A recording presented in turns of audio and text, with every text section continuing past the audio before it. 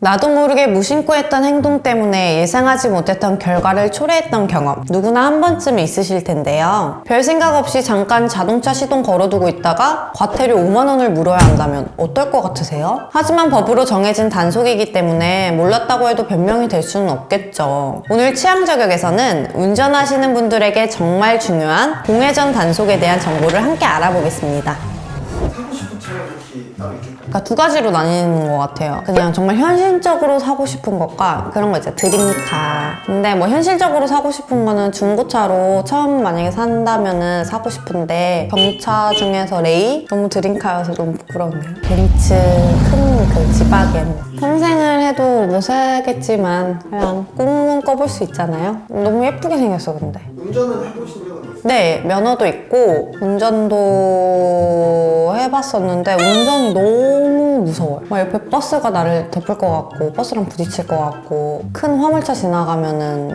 뭐 흔들거리고 막 뒤에서 빵그림 괜히 저한테 그러는 것 같고 그래서 운전을 안 합니다.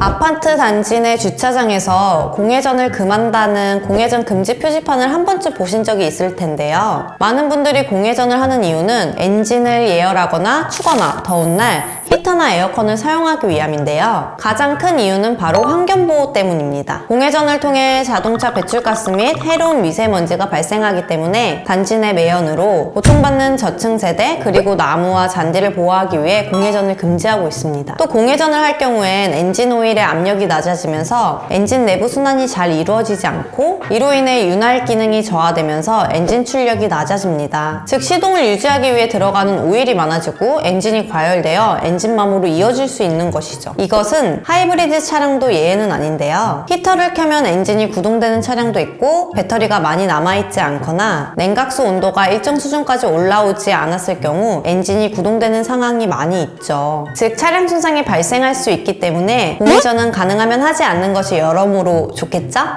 공회전 시에 무서운 게 있다고 하면은 차량 손상이 더 무서울까요? 기름값이 더 차량 손상이요. 이제 한번 고치려면 기름값보다 훨씬 더 많은 돈이 들지 않을까요? 운전할 때 욕하는 거와 칼치기 떨어질까요? 둘이 같은 계열이라서 칼치기 하는 사람들은 욕도 해요. 욕하는 사람들은 칼치기도 하고. 근데 제가 옆에 있을 욕하는 게 더 싫을 것 같아요.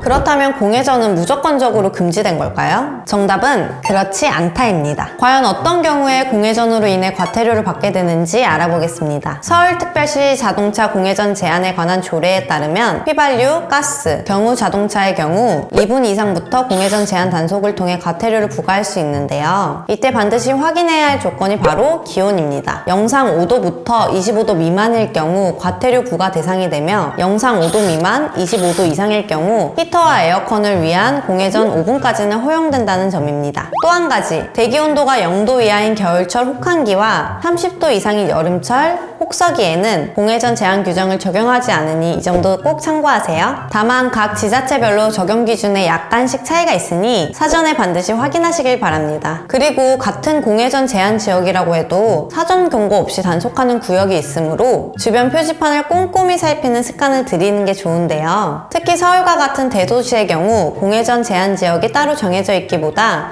서울시 전역이 제한 지역이므로 공회전을 하지 않도록 늘 주의해야겠습니다. 실제로 공회전 제한 지역에서 공회전 시 과태료 5만 원이 부과되니 사전에 방지하는 게 좋겠죠? 요즘 워낙 미세먼지에 대한 이슈가 많은 데다 나무나 잔디가 있는 곳에서의 공회전은 자연 환경을 해치는 직접적인 원인이 될 수 있기 때문에 공회전은 가급적이면 하지 않는 것이 좋으며 날씨가 덥거나 추울 땐 딱 필요한 만큼만 공회전 시간을 단축하는 게 가장 바람직한데요. 참고로 전기 자동차와 수소 연료차 경우 시동을 걸더라도 별도의 배출가스가 없기 때문에 자동차 공회전 시 과태료 부과 대상이 아니라는 점 알아두시기 바랍니다.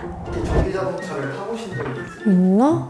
모르겠어. 없는 것 같아요. 그러면 내연기관차가 나으세요? 아니면 탄다면은 전기차가 나으세요? 저는 그냥 내연 그걸로 할게요. 요즘 뉴스 보는데 전기 자동차 폭파 사고 그 뉴스를 계속 요즘에 본 것 같아가지고 무서워. 이제 기술이 정말 안정적이게 됐을 때 전기 자동차를 타면 좋을 것 같고 지금은 그냥 환경을 생각하면 전기 자동차가 훨씬 좋죠. 환경 보호를 위해서 지키고 있다는 게 혹시 따로 있을까요? 그래서 운동하러 갈 때는 텀블러를 항상 들고 가고 그 종이컵 같은 거 안 쓰고 그럼 우리가 공회전을 특히 더 주의해야 하는 장소는 구체적으로 어떤 곳들이 있는지 알아볼까요? 각 시, 도, 별로 공회전 제한 장소는 조금씩 다르지만 보통 주차장이나 터미널, 차고지, 학교 환경 위생 정화구역 등으로 정해져 있는데요. 서울, 부산, 대구, 광주, 울산, 세종시의 경우 시내 전 지역을 공회전 제한 지역으로 정해놓았습니다. 앞에서 말씀드린 것처럼 공회전 금지 표지판이 있는 지역의 경우 사전 경고 없이 즉시 단속하고 있으며 대부분이 1차 경고, 2차 적발 시 5만원의 과태료를 부과하고 있으니 이 점 참고하시기 바랍니다. 또 한 가지 주의할 점은 1차는 경고에 그친다고 하니 괜찮겠지 하는 생각으로 잠시 시동을 켜놓는 상태로 자리를 비우는 경우도 조심해야 한다는 사실입니다. 공회전 단속 시 차량에 운전자가 없는 경우엔 1차 경고 없이 바로 과태료를 부과하기 때문이죠. 이러한 사실을 모르고 잠깐이니 괜찮겠지 하는 생각으로 자리를 비웠다간 5만원의 과태료를 물어야 할 수 있으니 늘 조심해야겠습니다. 게다가 공회전 단속은 중복 제한 규정이 없기 때문에 하루에도 몇 번이고 단속 대상이 될 수 있는데요. 다만 지자체별로 단속 기준이 다르므로 좀 더 정확한 정보를 확인하고 싶다면 공회전 제한 조례 규정 사항을 확인해 보시는 것을 추천합니다. 교통단속 카메라나 주정차 위반은 내비게이션만으로도 꼼꼼하게 알람을 받을 수 있지만 공회전 금지 구역은 그렇지 않기 때문에 스스로 각별히 신경 써야 합니다. 특히 미세먼지가 심한 계절엔 계절관리제 기간을 정해 공회전 차량을 집중 단속하고 있는데요. 동시에 초미세먼지 배출 비중이 높은 디젤 차량의 배출가스 단속도 실시하는데 운행 중인 차량을 정차시켜 측정하거나 비디오 측정기나 원격 측정기 등을 사용해 바로 측정해 집중 단속하기 때문에 주의해야겠습니다. 만약 단속에 응하지 않거나 기피할 경우 200만원 이하의 과태료가 부과된다는 점